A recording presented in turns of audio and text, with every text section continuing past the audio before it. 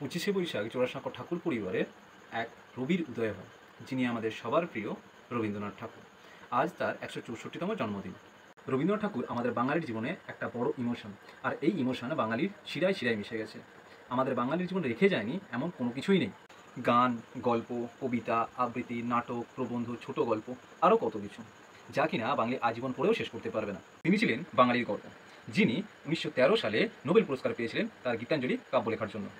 তার উপন্যাসগুলির মধ্যে কিছু হলো চোখের বালি, নৌকাডুবি, বউ ঠাকুরানীর হাট, 4 অধ্যায়, ঘরে বাইরে, গোড়া, শেষের কবিতা ও আরও অনেক কিছু।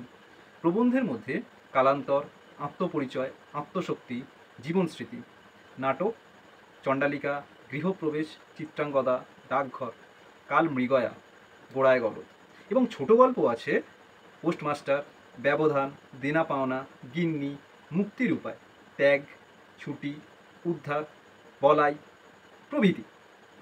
ছাত্রাবস্থায় এগুলো পড়েনি এমন বাঙালি খুঁজে পাওয়া দুষ্কর। রবীন্দ্রনাথ ঠাকুর ছিলেন একাধারে ঔপন্যাসিক, নাট্যকার, সুরকার, চিত্রশিল্পী ও সমাজ সংস্কারকও বটে। আজকের দিনে ওনার চরণে আমার শত সহস্র কোটি প্রণাম।